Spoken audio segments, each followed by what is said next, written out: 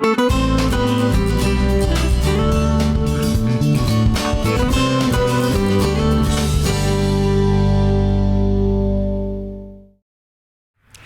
here at the Cormorant Lutheran Church Cemetery for Stories in Stones. It's a cemetery walk put on by the Becker County Museum and the Cormorant Lutheran Church. You're going to hear from a number of people who are members of the church, as well as visitors like myself who have taken on various roles. My name is Ovidia today, and you're going to meet many, many others, so stay tuned.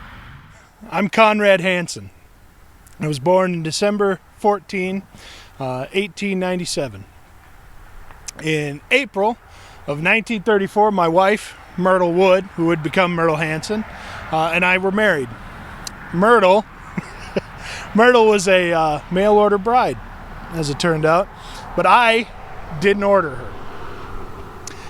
A man by the name of Mr. Bakken ordered her, and unfortunately, upon arrival, we're not 100% sure, but we believe that because of her age, because she was in her late 30s, it was not a good match for him because he wanted to have children. And it was a very difficult thing in the 1930s for those in the late 30s and early 40s to have children. So he decided not to marry her. Luckily, she met me, and we were married. We lived together for 26 years. We weren't rich by any sense of the imagination. We lived a very simple life. By trade, I was a painter and a decorator. We had a small plot of land, a farm on the other side of the road from the roadhouse down here. Myrtle and I came to the church often, and we had a spot, the third pew from the front on the right side. And if you were sitting there when we arrived, Myrtle would move you with her cane. On the other side of the cemetery, we have Mary Eriksson. She is representing Dwayne Eriksson. When they were married, again, we didn't have much, so what we could give was a small measuring cup made of glass, and they still have it to this day. I didn't get to do much with my life, obviously, because I was a simple man. But I did get to see the advent of the telephone and the advent of the computer. I was too young to be conscripted into World War I. At the time, I was 19 or 20, and they were only taking 21 to 24-year-olds, and I was unfortunately too old to serve in World War II. So I stayed behind and helped the community as best I could. I passed away in 1974 at the age of 76. I was preceded by my wife, Myrtle, who died in 1960. Hi there, welcome. My name is Ruby Eriksson. I was born in 1916, and I lived to be 92 years old and passed away in 2008. My story actually lies right here, though, in this little dash, and I'd like to share that with you today. I was born in Rolog to a Scandinavian family. We worked hard, we lived on the farm, and we had a happy household filled with music. At the age of 19, I married Clifford in Holly, and we bought a farm just down the road here and raised our 4 children, Dwayne, Wendell, Roger, and Ramona. We had a very musical household. I played the piano and the organ, and the children all had beautiful voices, and they sang all their lives, and I sang as well. The music was a very important part of my history and was one of my passions. The other passion I had is baking lefse. Growing up Scandinavian, I learned to appreciate that type of food and wanted to share that with others. I baked a lot of lefse in my lifetime and actually worked for a short time at the lefse factory in Holly.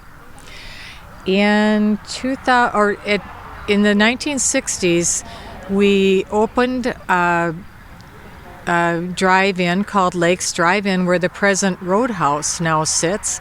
And one of my favorite memories is of the little children and their families coming in for ice cream and seeing their faces light up when they'd see that ice cream cone.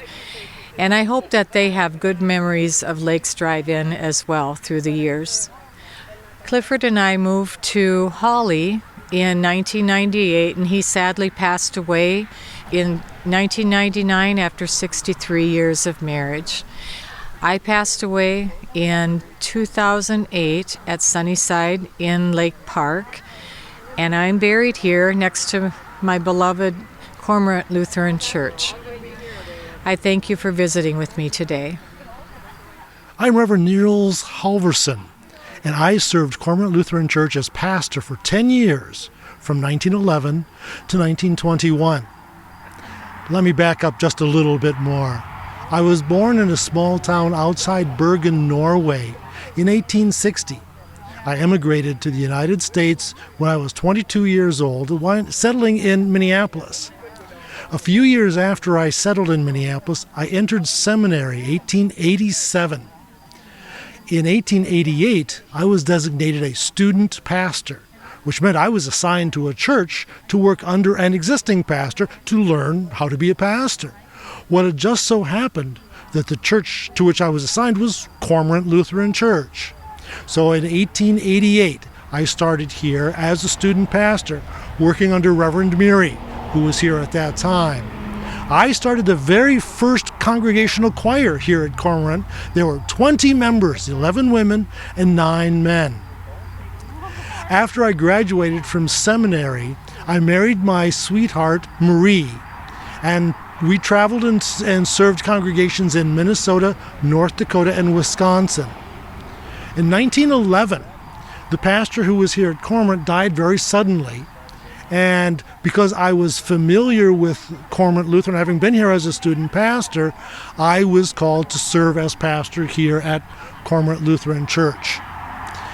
In the years before I arrived, the alignment, as they call it, of churches varied from as many as 6 churches to as few as 3. When I was called here, there were 4 churches: Cormorant, Grawn in Rolog, Hegland in Hawley, and Emmanuel in Dale. So I spent my time traveling to those 4 churches. That was my pastorate. Now, the roads back in the 19-teens and early 20s are nothing like what we have today. For me to say, today, I'm going to go to Hawley in 20 miles, that might take me 20 minutes or 30 minutes to get there today. Back in the day, roads were nothing more than horrendous, rutted, muddy dirt paths. And so it took forever, it seemed, to get from one church to another. So many of my days were spent just getting from one church to another on the very slow, rutted paths that we had. Now, through the time that I was here, all of the churches were conducted, all the services were conducted in Norwegian. It wasn't until after I left in 1921 that my successor, Pastor Tungseth, started services in English. Now, my wife Marie and I wound up having 6 children, 5 of whom are buried right here in Cormorant Cemetery. And so it was an interesting thing. 2 of our children were served in the U.S. Navy, one in World War II, and one died in World War I serving in the Navy. Interesting to note that the building that was here at that time was heated by fire, by a wood stove, underneath the floorboards. The floorboards were actually 2x4s placed side by side with this furnace in this basement area. So it was the job of every Sunday morning, someone would go down into this basement area, get a large roaring fire started in the stove, and then the wood 2x4s for the floor were spaced a 1/2 inch apart. So the heat would come up from below, and that served as the heating for the church services. One thing we did when I was here also in 1916, we built a large horse barn. And you may wonder, why is there a large horse barn at a church? It was for winter time. People would ride their horses, ride their horse-drawn carts to church, and so people wanted a secure, warm place to put their horses during the time of the church services when the winter was 20 below or 30 below. Now, they built 2 large double doors on the front of this barn to accommodate a newfangled invention called an automobile, with the idea that people could put their automobiles inside this barn instead of the horses. But just then the county rearranged the highway going by the church, and so the horse barn had to be torn down because that was exactly where the barn was located. So there are many stories. It was a wonderful time of my serving here. I was known as a very active and fervent minister, very busy doing the Lord's work, and people noted and remembered that of me. Thank you.